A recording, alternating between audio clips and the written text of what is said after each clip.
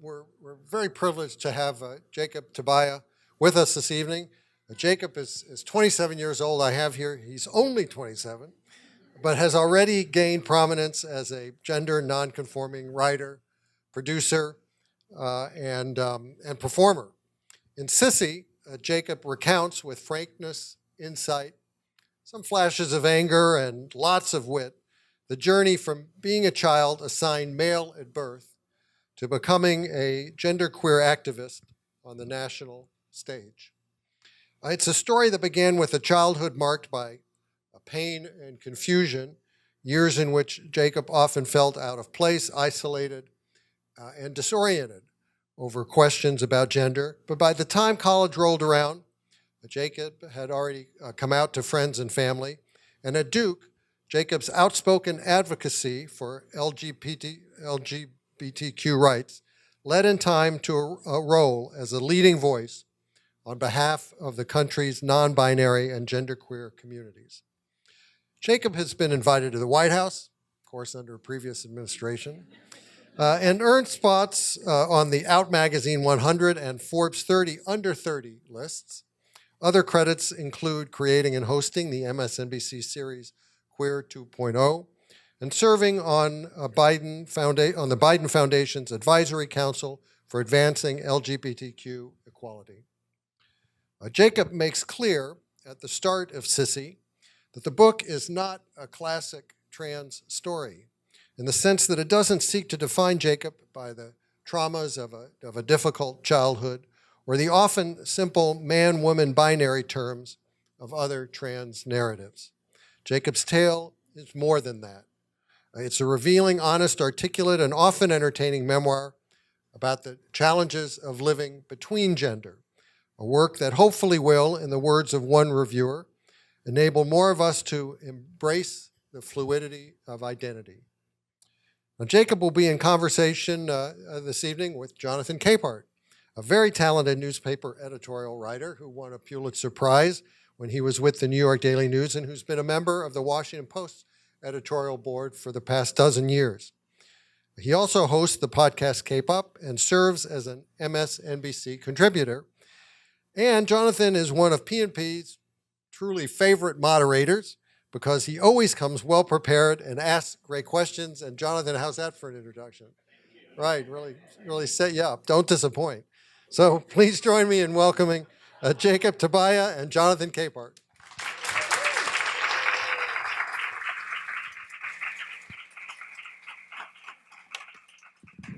Jacob, we have a packed house for you. We do. It's standing room only, but I encourage any and all floor sitting.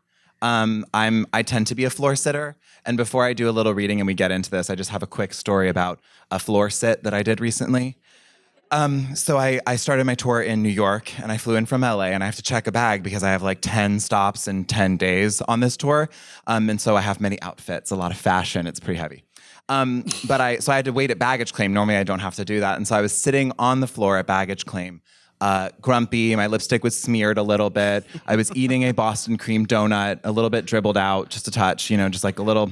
And then someone comes up to me like, I saw you from across the thing and I had to say hi. And I was like, oh, hi. And my gut reaction whenever anyone does that is to be like, oh my God, hi. And then figure it out later, like solve the equation afterwards. And then I step back and I'm like, oh no, you're Karamo Brown and I'm eating a donut on the floor. So it was like, I was like, cool, my life's still comedy. That's great. Love the consistency. Thanks God. That's how you meet your crush. Well, anyway, Jacob, how about you? I'm not just a prop here. I'm the moderator. Okay, I'm so sorry. I'm terrible on the news. Well, you have to understand that Jacob and I have known each other for a long, relatively speaking, a long time. And so I was very excited when, one, I got my copy of the book in the mail, but two, when you asked me to help you moderate this book talk with you. So thank you very much for that. And thank you again to Politics and Prose for giving me something to do every week, which is truly wonderful. But Jacob, I know you want to start with by reading a little bit from one of my favorite parts of the book, and that is your first ever and only My first. Your first ever visit to the White House. Yes. Go ahead. Okay, so we're jumping into when I enter the East Wing. It was for also just to give context, because it's in here, but I'm not reading all the context. So I was invited for the LGBT Pride reception that the Obama administration did every year in June, back when queers got to party in the White House. And we're going to get those days back. It's going to happen. I believe it in my heart. Anyway, so I was invited to that because of some work I did on Amendment 1, which is a North Carolina queer relationships, trans relationships amendment. And then I think the administration felt really bad because the vote went terribly. So they invited a few little North Carolina cuties up and put us on the list as a consolation prize, because the day after Amendment 1 vote is when President Obama came out in support of same-sex marriage, the day after the terrible vote. And so I was like, okay, cool, I guess this is a good consolation prize, I'll take it. So anyway, I'm walking in. The reception was more lavish and beautiful than I could have possibly imagined. To this day, it's the only truly elegant queer event I've ever been to. At most gay events, you're confronted with photos of corporate logos or mostly naked men. If you're lucky, you might even get corporate logos on mostly naked men. Most elite gay events just sort of scream, we know you love muscles, we know you love luxury brands, and we know you have the disposable income to buy both. As if that's like their average queer experience in this country. But not this party. This party was an affair properly befitting a princess like me. An elegant party that felt more like a state dinner. It was glorious. It had it all. A beautiful spread, a state band playing, an open bar. But what really stuck with me were the napkins. They were thick, beautiful, expensive napkins, embossed with a gold-printed White House seal. I took 12 and stashed them in my bag as souvenirs. And perhaps most important, you could sit on the furniture in the East Room and in all the other rooms that were normally roped off. In fact, nothing was roped off. You could walk right up to the art. You could sit on the chairs. You could even fiddle with the curtains if you wanted to, and I did. On some level, I knew that a lot of it was just Washington posturing, a way to thank major campaign donors and supporters who happened to be queer. But on another level, it transcended all that. It was deeply meaningful, a far cry from my tokenized existence on campus, unlike anything from my wildest imaginings. Swirling around the finery and the party guests and the champagne, you can't help but feel the weight of history. It's the portraits that do it, really. You're just minding your business when, wham, there's JFK gazing out at you from across the hallway. The significance of the moment wasn't lost on anyone, and certainly not on yours truly, a wistful queen of nostalgia who is so delusionally reflexive that she started writing a book about her life at the age of 25. Under the gaze of people I'd only read about in history books, it was hard not to wonder what they'd think of me. For obvious reasons, it was the first ladies who were the most memorable. When you initially walked in, Nancy Reagan greets you by the stairs. I think hers is the most glamorous portrait in the White House, no matter what anyone says. And this is an asterisk, other than Michelle Obama's, obviously, but she wasn't there, or that wasn't there when I visited the White House in 2012. In a floor-length draping red dress with a multi-tiered pearl collar, she looks like an evil empress from Star Wars. And rightfully so, she and her husband would have hated what was happening under their roof. While they were in the White House, they did their very best to ensure that people like me simply died. Their inaction in the face of the 1980s AIDS epidemic was nothing short of genocidal. It's fitting that she'll spend posterity draped in red, the color of blood, a color that has become the symbol of the disease she and her husband let run wild. I relished that she had to gaze out as a 20-year-old queen like me strutted by in 5-inch heels. I blew her a kiss as I passed. Then I walked into the Vermeil room, a first-floor room that is my favorite in the entire White House. When I entered, I found none other than Jacqueline Kennedy Onassis gazing obliquely back out at me. In a ruffled, high-collar, floor-length gown, she presided over the room in solemnity, in reverence, in what struck me almost as hesitation. Far from the glamorous vision I usually associated with her, the contemplative nature of the portrait was striking. I perched on the couch in front of her to pose for a photo, blessed to simply be in her regal presence. I like to think that, while she would find most of my present fashion choices tacky, she would have given her blessing to at least a few of them. It wasn't until I turned around that my breath was really taken away. On the far wall was none other than the bisexual/lesbian human rights goddess herself, Eleanor Roosevelt.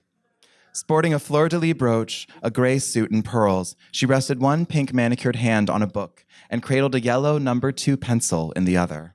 A woman of words, sophistication, brilliance, and diplomatic power, Eleanor Roosevelt is the closest thing we've had to a woman president. I stared at her, a symbol of queer power and brilliance, of human rights and diplomacy, of women's authority and dominion. She looked back at me with a gentle, knowing glance, as if to say, "You are meant to be here," as if to say, "You belong here," as if to say, "You should know your power." Just when I thought her portrait couldn't get any more fabulous, I took a look at the additional grayscale portraits of her sprinkled at the bottom of the frame. There's one of her laughing, head tilted to the side. There's another of her fiddling with a wedding ring. And there's yet another of her thinking, chin perched in her hand. Then, inexplicably, alongside the selfies are two pairs of hands floating in space. One pair of hands is holding a pair of glasses. The other is knitting. Can you imagine the conversation that must have led to that portrait? When Eleanor Roosevelt, a hipster meme icon way ahead of her time, must have looked to her portrait and said, or to her portraitist and said, "Hey, I don't want them thinking I'm just a brilliant politician. Let's make sure they know I'm a nerdy lesbian/bisexual, okay? What could we include in the portrait to be sure they know? I don't know, maybe a pair of reading glasses? Sure, but it needs more. What about a cat? 2 on the nose. What about some, knitting? Perfect, she must have exclaimed. That'll show 'em. That way they'll never forget I was crafty and wrote love letters to ladies." And we'll end there. It goes on, but we'll end there. Well, I'm going to get you to. I'm going to get you to read something else, because what I loved about this section, this story, is that I was there. Oh my God, you were? Mm-hmm. Did we meet? Oh, we did. We did. Okay, good. So here's what I want you to do. Go to page 219. Okay. So it's a little before you talk about the first ladies. Yes. And go to the paragraph that starts at Adrian's suggestion. So Okay. Jacob had flown Jacob was in South Africa. Yes. And made their way from South Africa to Washington just to be at this event. But they got there with not really the wardrobe. Yes. So you went shopping and you had this big thing like, oh my God, what shoes am I going to wear? So Yeah. just read at Adrian's suggestion, just that paragraph. On 219? Over to 220. At Adrian's suggestion, we took the metro to Nordstrom Rack, the only place, other than Payless, another favorite of mine, where you can reliably find cute size 11 or size 12 heels in stock. There wasn't much, yeah, that's snaps. Can we snap for Payless and Nordstrom Rack? Bless them. Everyone else needs to get on board. There wasn't much to choose from, but after a few minutes of digging, we found a pair of sky-high, matte black faux snakeskin heels designed by none other than Jessica Simpson, the resident favorite of all girls with big feet. God bless you, Jessica. You're my shero. So with these I don't know where heels, this is going. Oh, you're about to find out. Okay. So before that, you write about how what do you wear to the White House? What's appropriate? So you decided you were going to wear a suit, and that's where the shoes came in. I remember seeing Jacob because you could not miss Jacob. Tall, slender, elegant. I saw the suit, and then I saw the heels, and I said to my boyfriend, "Oh my God, look at that. Look at that." And then, as you write in the book, you had learned from someone else who had been to these parties before that you go to the rope line and you stand there and you wait if you want to be there when the president gets out and shake hands. Yes, you look want a real handshake. scared right now. I'm not scared. So, what you may have forgotten is I took a photo of you. You were that fabulous. Oh no. And here is Jacob Tobia on their first visit to the White House for the Pride reception in 2012. I don't know if you can see it. Wait. You remember that? Oh my God, yes, I do remember that photo. I don't have it though. Yeah, you do. Do I? can send it to you. I don't think so. Okay, we're gonna solve that. That's a digital archivist question. Here, I brightened it, so if you can. Oh my God, my feet were killing. They were dead. So you were glam. You were totally glam. Let's go back to the beginning because we're sort of in the middle with all of this of your story. And what I found interesting is that you have this thing about coming out. You don't really like well, not coming out, it's the closet. The closet, you have a problem with the closet. You think that a snail's shell is a much better metaphor for what we go through as LGBTQ people. Talk about your problem with the closet and why you think the snail shell is much more appropriate. So my problems with the closet started in college. Started when I was born. But beyond that, like epistemologically, it started when I was in college and I read The Epistemology of the Closet by Eve Sedgwick. And it's like this really, it's still a text that I like can't quite really fully grasp. I mean, I try my best. But what she talks about is this idea that actually the metaphors we choose and the way that we structure our self-knowledge matters for how we think of ourselves and understand our journey in the world. And as a writer who, and as a human who I like can't not speak in metaphor, like it's a problem. Like my therapist is like, you need to stop speaking in metaphor and speak about your actual feelings. And I'm like, ugh, fine, Myra. She, I don't like the metaphor of the closet because I never want to come out of any closet. I just would like for all my food to be delivered there, for it to be expanded, just put in a day bed and I'll stay forever. That's my favorite room in any house. So like, why does the closet get a bad rap? Like it's the best spot. But also because it doesn't have an origin story. There isn't like, how did you get in that closet, right? And I think if the common knowledge was that like a heterosexist, cis-sexist person chased you in there with a machete, if that was the common image, then I'd be like, okay, this is sort of accurate, right? That like we were backed into it like via violence and intimidation and being scared. But then more importantly, on the other side of it, it places the burden on us, right? As if we must be the ones to make the choice to come out. And if we don't, we're not being brave. And I don't fuck that. That doesn't work for me. And it's not accurate because when we hide our identities, it's not because we are ashamed. It is not because we hate ourselves. It is not because we lack courage. It is because we feel threatened. And that's why I love the metaphor of a snail shell, because it allows us both the understanding that when we go into it, it's not our fault. It's someone else did it. You were a predator. And if you weren't a predator, if you didn't scare us, then we'd just be like crawling around the garden, hanging out with the flowers like we're supposed to as queer folk. And it also reminds us that it's iterative, that you don't leave the closet behind. You don't leave the ability to hide or protect yourself behind, that you carry it with you for your entire life. And that just because you're out for one moment and your little weird eyeballs are looking around and you're like leaving a glittery trail behind you doesn't mean that that you might still not clam up in other moments. And for me, as a non-binary person, as a genderqueer person, as a trans person, if I lived in an ideal world, I would probably like express my gender every single day of my life and always wear like the cutest sundresses and just feel happy, except when it was cold, I'd find something else. Winter's hard for, it's just hard for fashion. I mean, because nice coats are expensive. But it's like, there are days where I go back into my shell. And I used to feel this great shame about that. I used to feel like I was failing the movement or failing myself or was lacking courage for not signing up to be heckled by people on the street every single day, And it's like, so we need a better metaphor. We need to shift it, I think. Well, I think that's what I loved about your metaphor here is that the way you describe it, the snail shell is actually a more appropriate, a better way of talking about it. When it came to coming out as gay, you were very methodical. You treated it basically like a presidential campaign. Yes.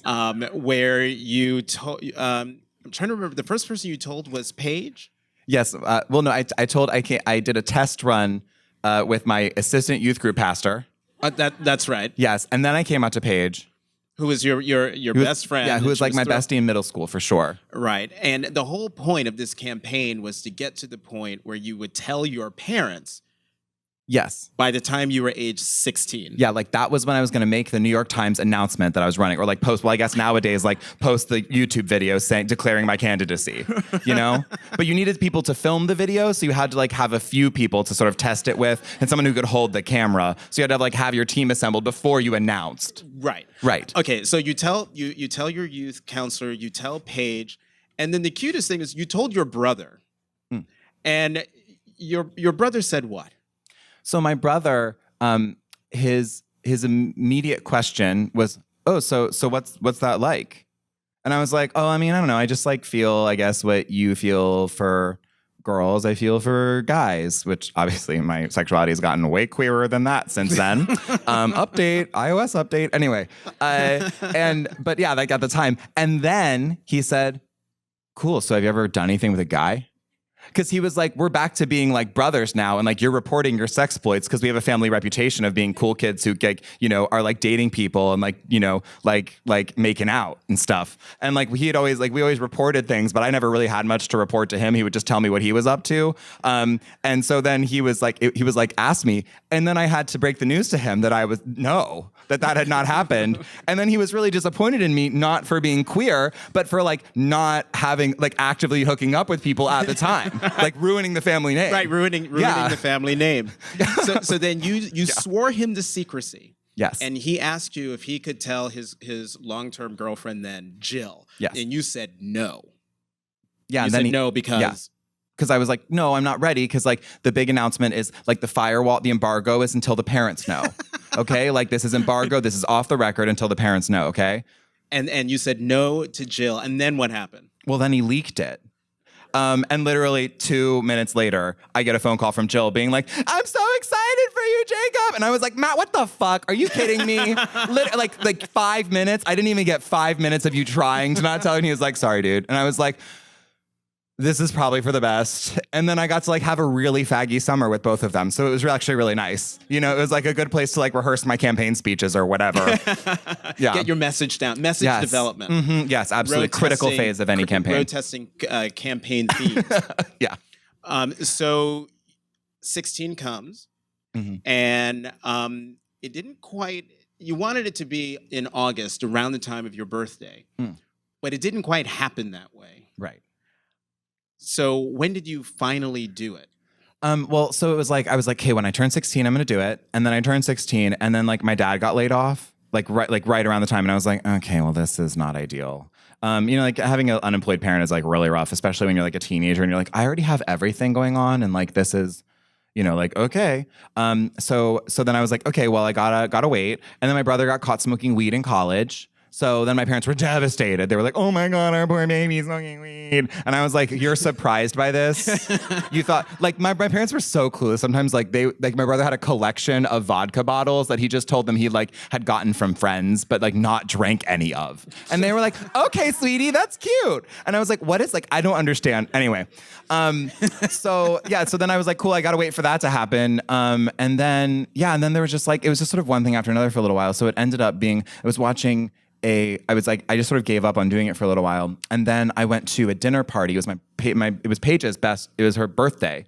And oh, yes. Yes. And she invited the only other gay boy that I knew of in existence at the time, named Chris, who was just devilishly cute and still is. I sent him this chapter and he was like, "Oh wow, you're really nice to me in this book." And I was like, "Well, you're still really cute and I still would."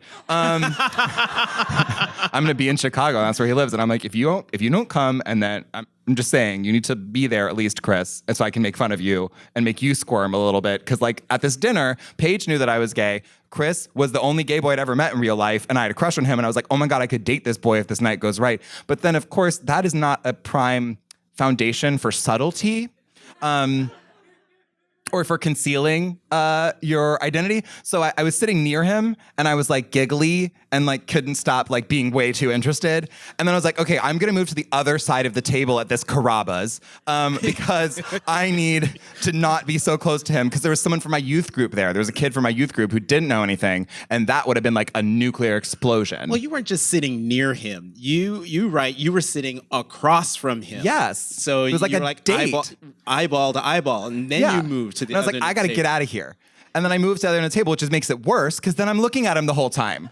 Well, we've gotten sidetracked on We Chris. have. Oh gosh, Because we have to get back to Chris. you. Tell it when you finally come Yes. out to your parents. Your routine was just rip the Band-Aid off so that someone doesn't steal your thunder and say, "Oh, you're gay."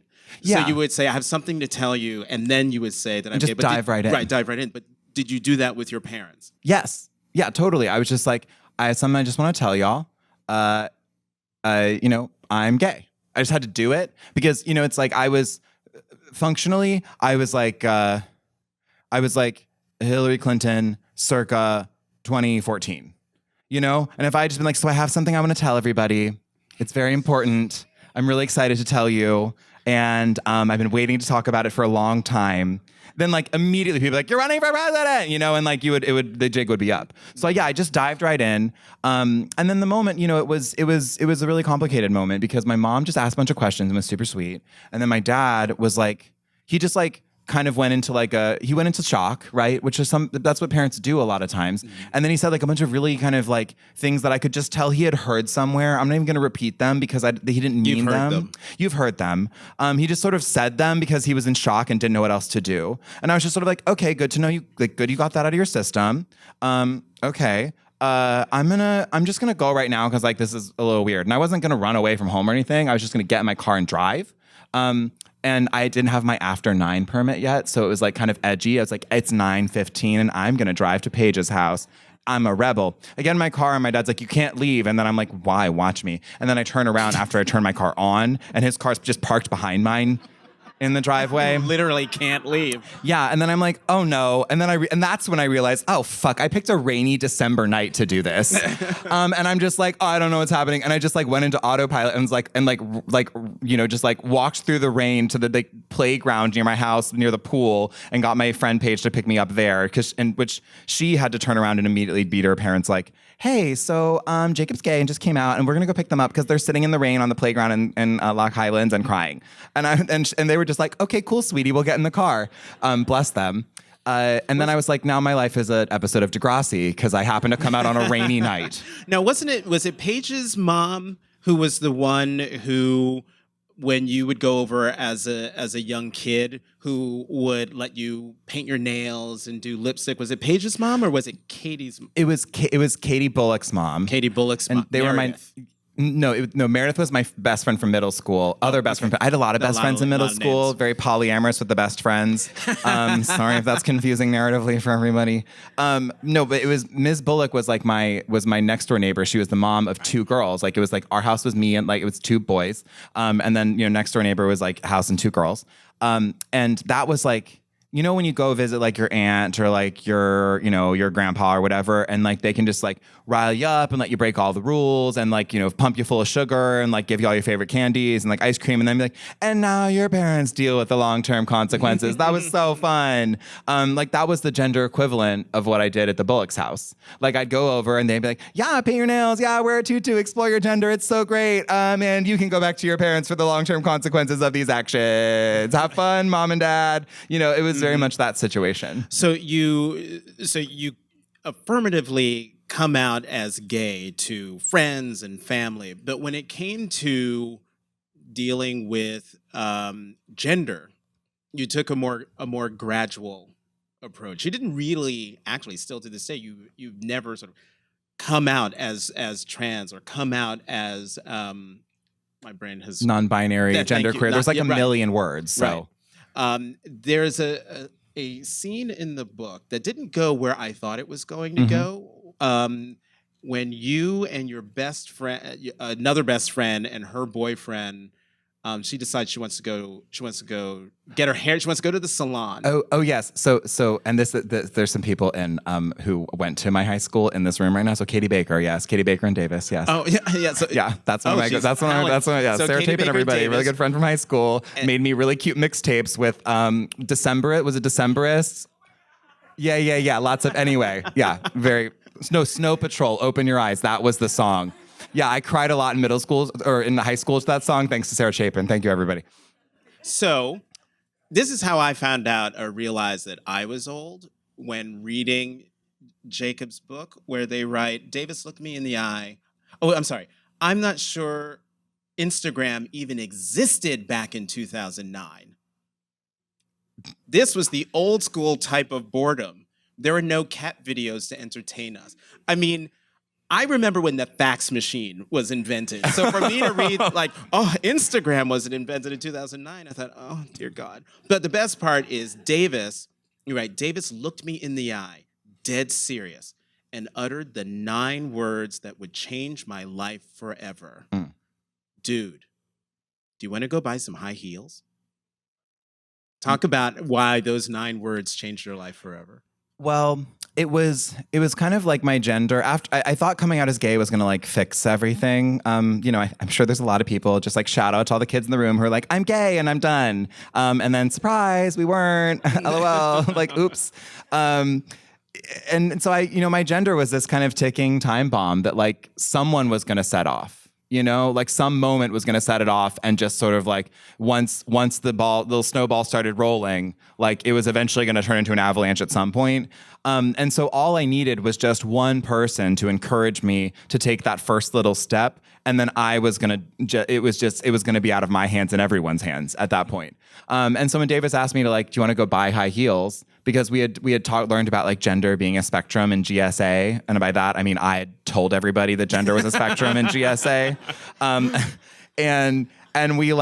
so we went into Charlotte Russe, which I mean, I heard the gasps in the room. Yeah, what a special store at a very special time in my life. And we like tried on shoes, and it was like it felt like we were like mercenaries or something, like trying to sneak around because it's a women's store like through and through.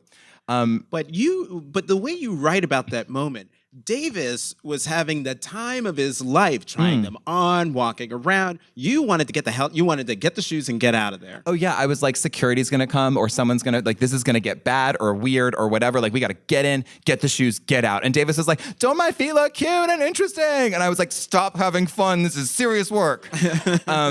Yeah, and it was, eventually I learned to have fun with all of it. But in the beginning, it was really, really scary. And it was like, this is the one moment where I have the courage. My courage is going to last approximately 2 minutes, after which this bomb is blowing up and I'm going to lose my shit and start crying in the middle of this Charlotte Russe for no reason. So if we do not get out of here and purchase these shoes in the next 2 minutes, Davis, I'm going to lose it, and you're going to then there will be a scene in this mall.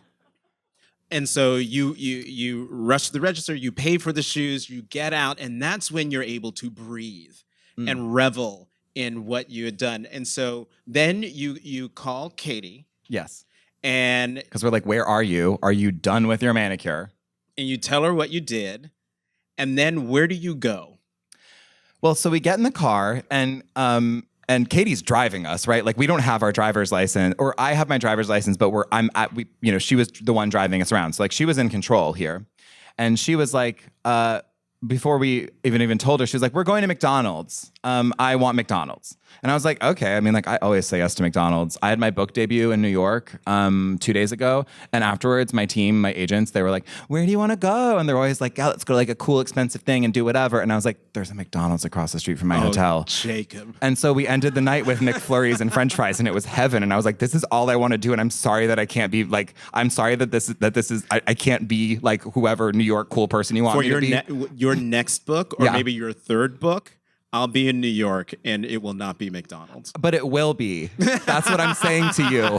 It's not changing. I'm going to drag you to a McDonald's, and you're going to be like, how did I get here? And I'll be like, sorry, Jonathan. And then you'll have a McFlurry, and you'll be really happy about it. So now you're in the parking lot of this McDonald's in Raleigh. Yes. And what are you doing? And Katie's like, all right, well, if you bought them, I got to teach you how to walk in them. And so that's where I had my first runway coaching moment about how to walk in high heels, was in a McDonald's parking lot in like mid-North Raleigh. And honestly, like if any story kind of encapsulates the totality of my identity and who I am in this world and my energy and spirit, I think it is that. That's like the whole, that's the abbreviated version. Like, who's Jacob? Like, oh, that girl who learned to walk in high heels at the age of 16. She's like really freaking trans. And it was a McDonald's parking lot. I ate a McFlurry then too, obviously. Of course I did. Of course you did. All right. So you, in writing, this was a big moment for you. You get home, your parents are already asleep, which is a good thing because you don't have to explain the shopping bag. Right.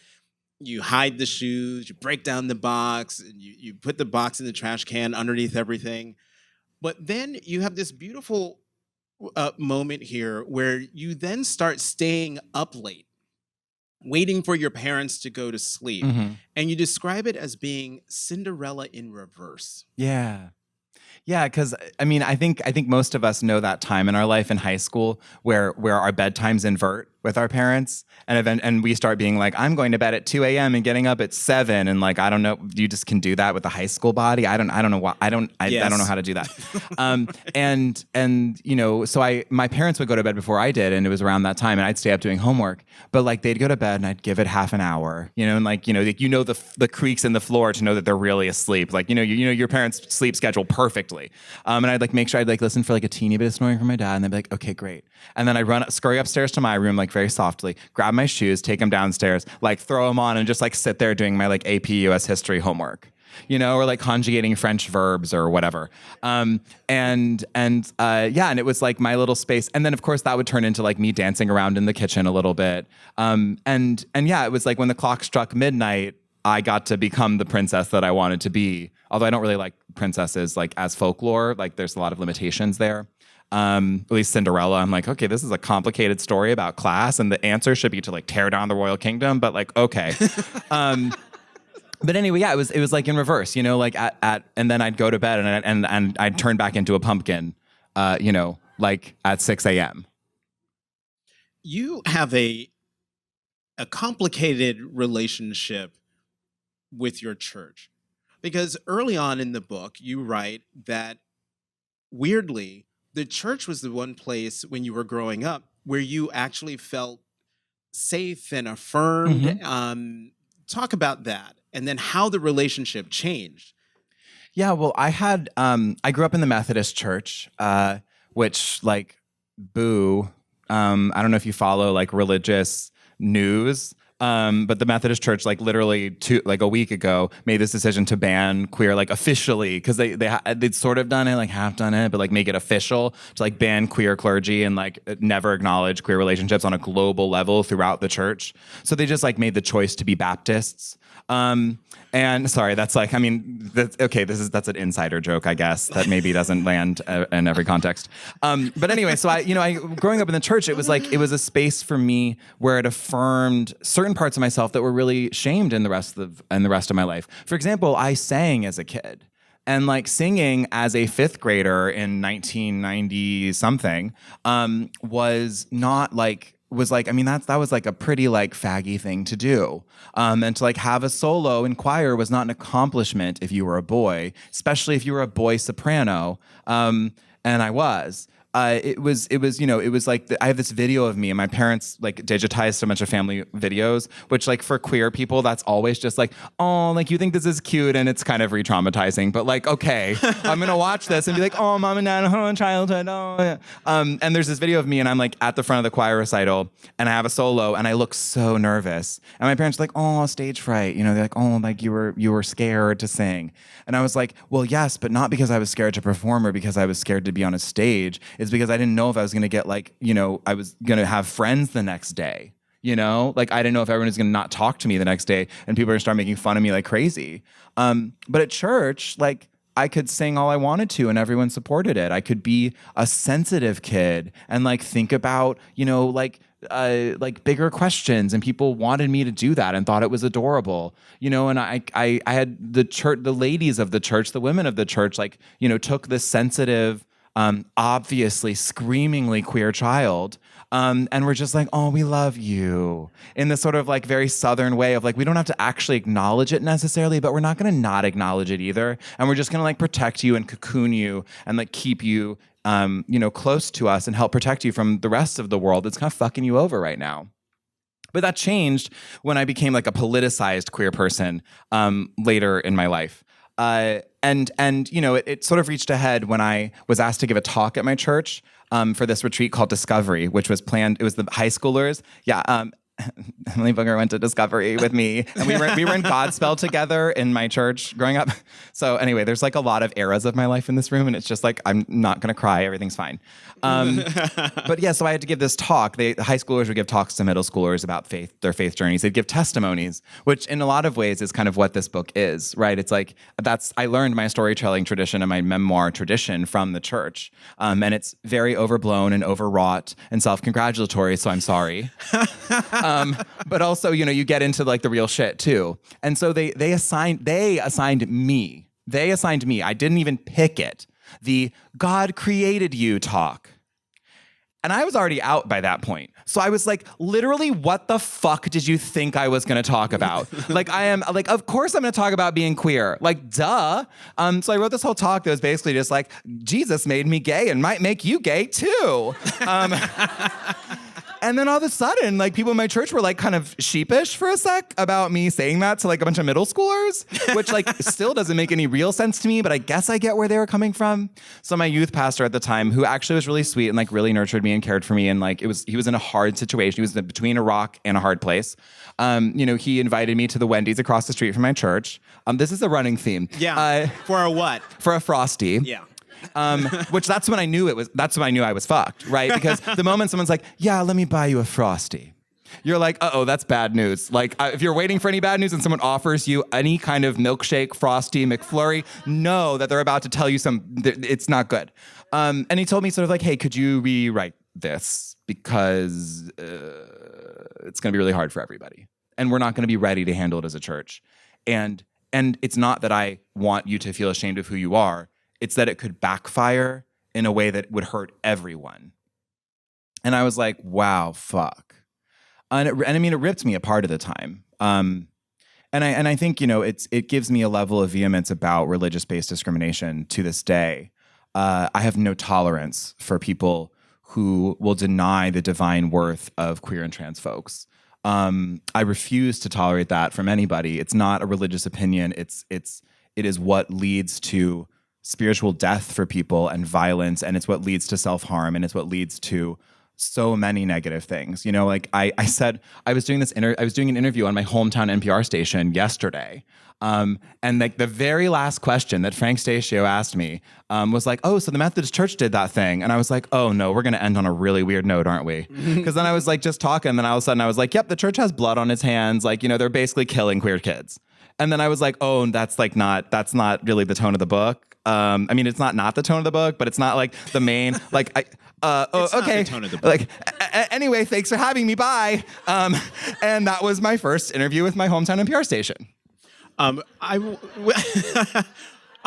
We're doing Q&A, right? All right. So we are at 20 minutes out, but Yes. there are a couple of things that I want to point out. My favorite was Jacob goes on about Duke and the athletic life at Duke. There's also people from my Duke life here too. And the three renowned basketball players who were on their freshman floor, mm-hmm.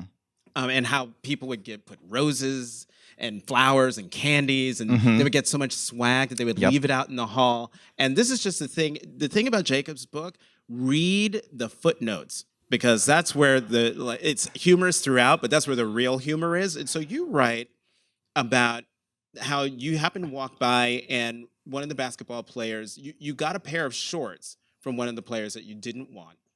And you're right. He was so tall that they looked like the shorts, that they looked like capris on me, despite the fact that I am 6 feet even. I could basically wear them as a dress, and did so on a number of occasions. And I thought, how? There's an asterisk. Jacob writes, the trick is that you use one leg of the pants as a sleeve and the other leg as the body of the dress.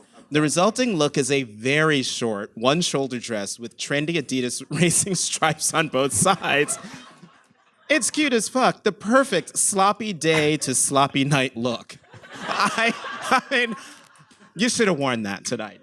That would have been great. I should have brought that on book tour and just flashed everyone at every signing.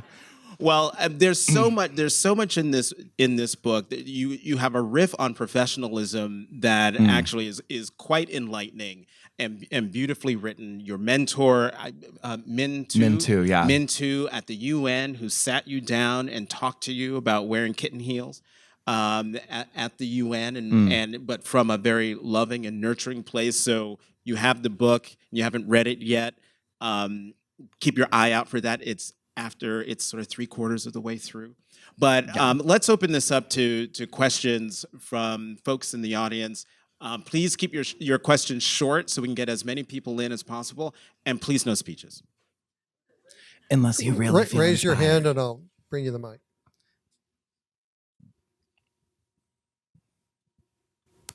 That was terrific. 20 years ago, we started a program at the Children's National Medical Center for gender nonconforming kids and their parents. And we had support groups. We did not pathologize gender nonconforming kids.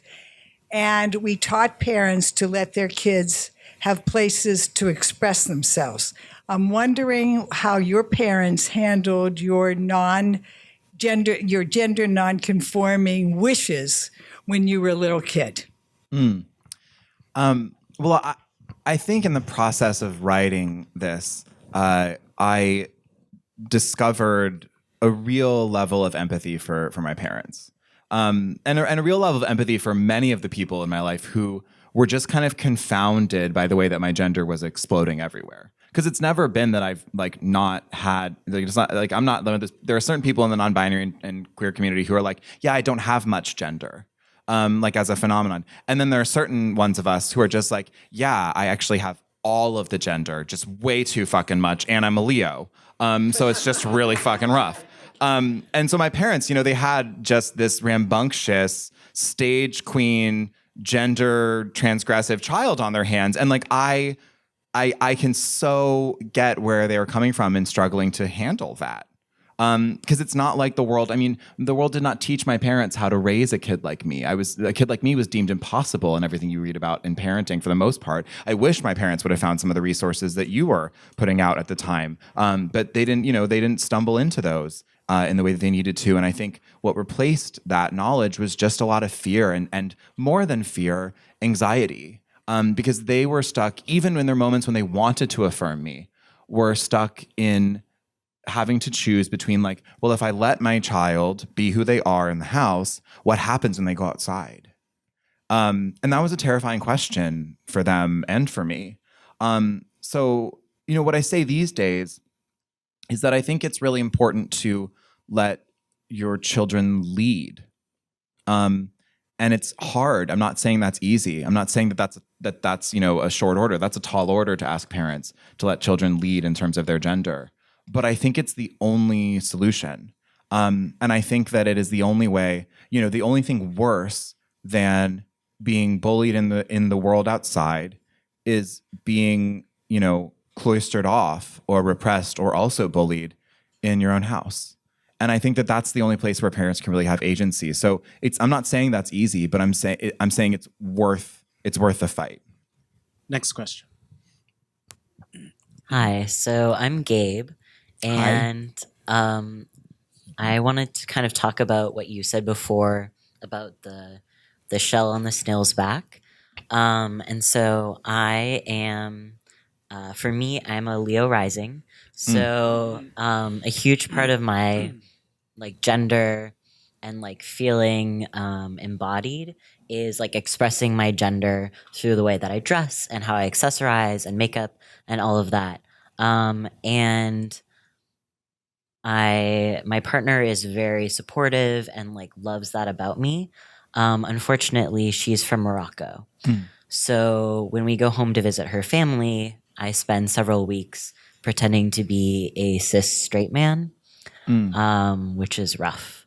And I was wondering if you had any like suggestions or tips for ways that you cope and like hold on to your identity when you can't express it outwardly.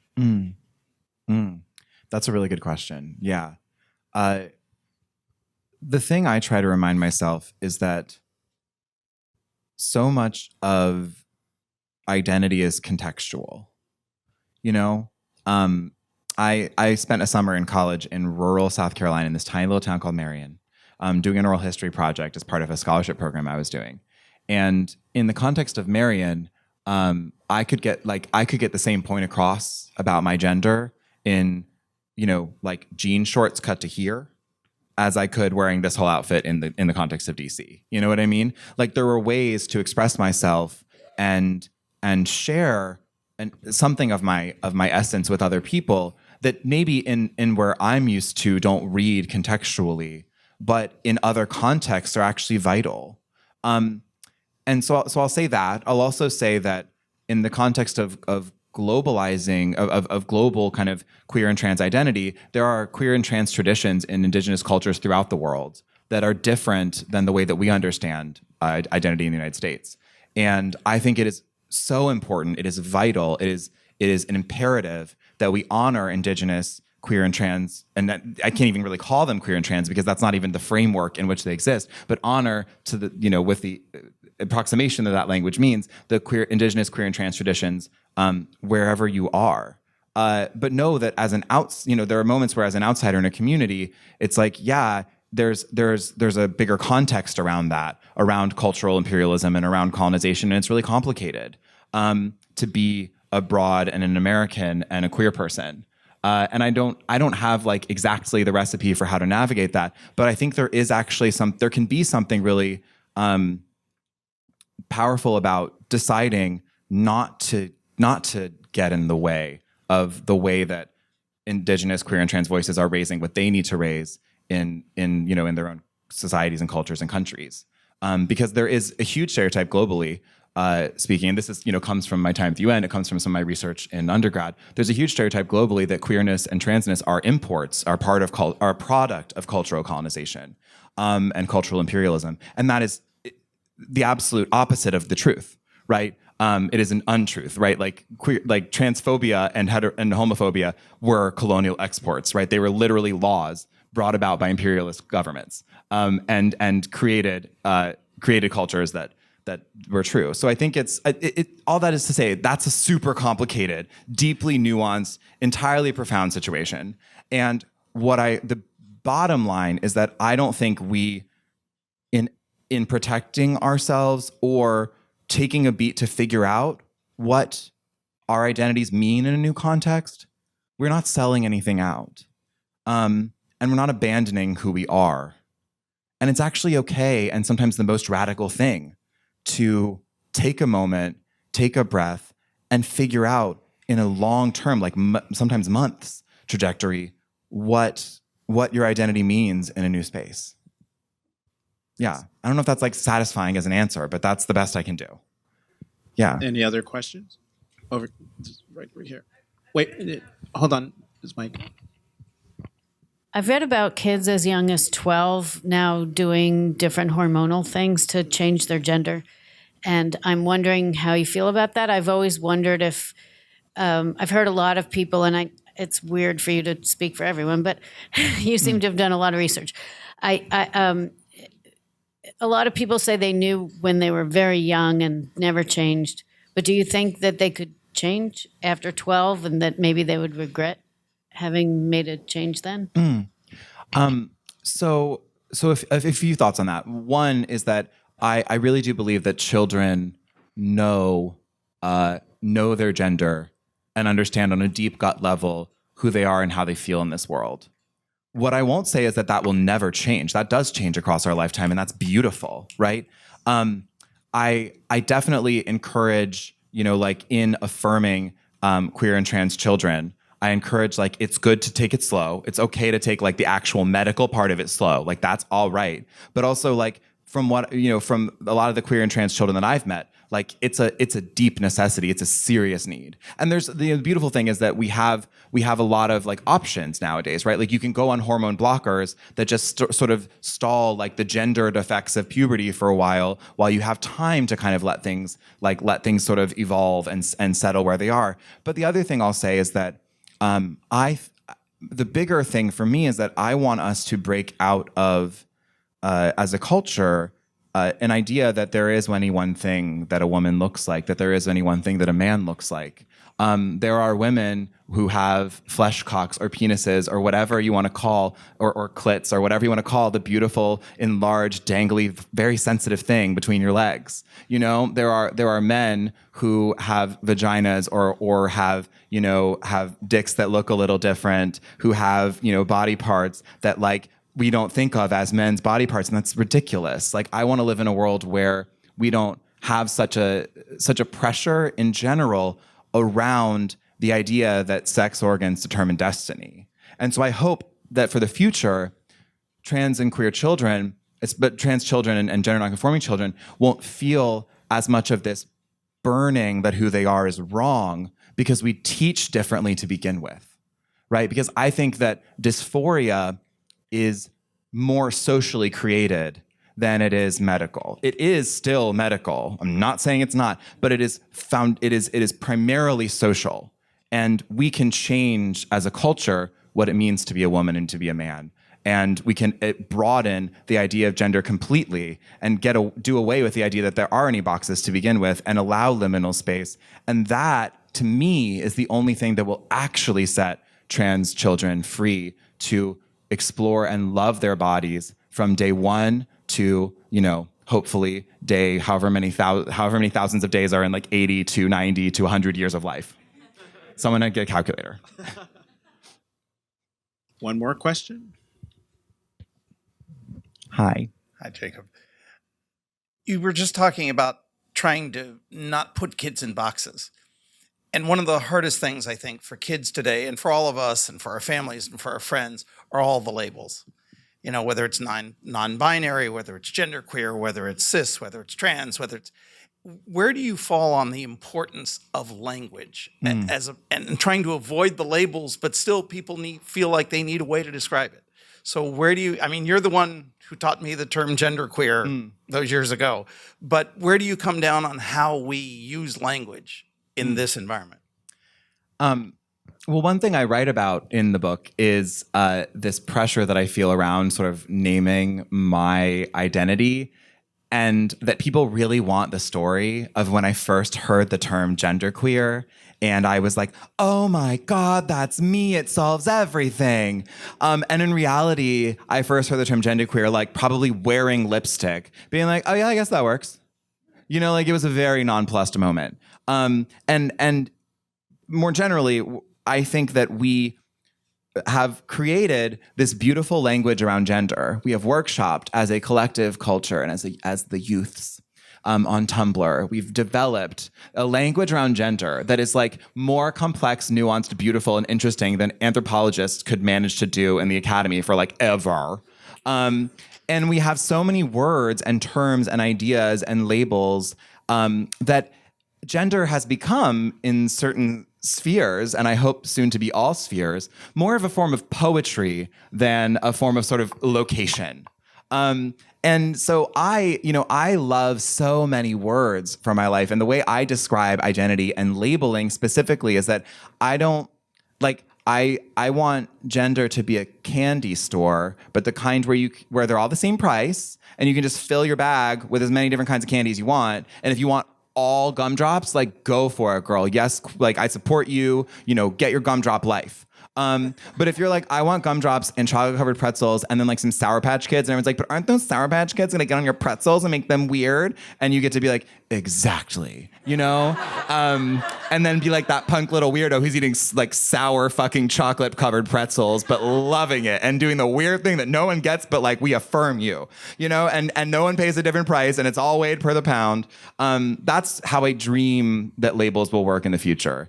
And I have been hounding journalists for the past like 48 hours every step of the way because they're always like, so how do you describe yourself? And I'm like, well, identity is like a layer cake, Charles. And then they're like, oh no. And then I go on for 12 minutes and the interview's over. Well, speaking of journalists and getting language right, this is one of my favorite stories in life, but it is my favorite story because it involves you and what you taught me. So we first saw each other at the White House in 2012, but we really met when we were both in Hong Kong for this event. Yes. We both got that fabulous bag from the Upper House Hotel. But anyway. Yeah, I had this weird little slice of my life when I moved to New York where like I was all of a sudden super bougie and then it just like disappeared. It was really weird. So there we are in Hong Kong and there you are in Hong Kong. Probably the first gender non-conforming person I had ever met, like sat down and talked to. And so clearly you were engaging and fascinating and wildly smart and ambitious as hell. And you were like, if you come to New York, I want to come and sit and pick your brain. So we met for drinks at a place in Chelsea called, I think it was the Tipsy Parson. Yes, that's our, yeah. Yes. So we meet and you arrive in, I think you were in a dress, bright red lipstick, but a dress where, chest was showing. Yeah, some little hair, some little fuzzies. Little hair. And so like you were going for it. Yeah, I was like, I wanted to impress you. Right. Yeah. No, I mean, you looked fabulous. But so there we are, we're sitting, we're talking. The waiter comes over and asks if we want to order anything. And I hadn't looked. And I am looking at the menu and I said, I'm not ready. Start with him. Start with him. And so you order, and then we get back to talking. And I'm picking your brain as much as you are picking mine. And as we're talking, you say something. We're just having this conversation back and forth. And then like a ton of bricks, it hit me. And I stopped you and I said, oh my God. Oh yeah. Oh my God, did I insult you? Because I said him. How do you like to, what pronouns do you use? It was the first time that I had been put in that situation where I realized that I had said something that was insensitive. But where I had to learn that this is part of learning something new and part of something that is important to you. And what I appreciated the most is the care and sensitivity you had towards me in bringing me along. And so tell everyone what you said to me, if you can remember. Well, I cannot remember verbatim. Make of that what you will. Art vis-a-vis this book. Memoir is an abstract craft as much as it is a literal recounting. And also I've already, I think, been pretty translucent about the fact that I have many delusions about myself. And I hope if you like delusions of grandeur, like, hello. If you don't, like, you can write a scathing review. It's fine. I'll be like, yes, I am delusional. But like, you didn't need to tell me. Like, I already know. Anyway, so in terms of like pronouns and in all of that and the energy that I bring into all that, I didn't make anything up. I learned everything I know from Leslie Feinberg, who is like one of our like true like movement icons, one of the like queer trans literary forces of a generation. If you haven't read Leslie's books, I hope there are some here. You should maybe buy one of those too. Leslie wrote a bunch of different things and a bunch of really brilliant work. And they use they pronouns, but also in certain contexts would use he, and in certain contexts would be understood as she. But the main thing that Leslie always said was like it's about intention. It's about feeling the intention. There's a way to respectfully use the incorrect pronoun because you're meaning respect. You know, it's about the feeling of the thing, not the signifier. You know, it's about what it's signifying. And so I'm sure in that moment, I was just like, oh, girl, it's fine. I fuck up pronouns too. Don't even worry about it. Like, you didn't mean anything by it. And like, we're fixing it and we're learning and we're moving on. Like, if we're on MSNBC, like, please don't do that. But like, we're going to drink. And I think you bought my drink. So like, we're all right. Cause I don't think, I'm like 90% that sure that happened. I got to get you back for that. No. You said I use they, them, there, and you explained why you use those pronouns. And you were just very kind and generous. And so that's why I was, one, thrilled to find out that you were writing this memoir. I was thrilled to get the memoir in the mail. And I was especially thrilled that you asked me to moderate this book talk, Sissy, A Coming of Gender Story by Jacob Tobia. Thank y'all so much. Yes.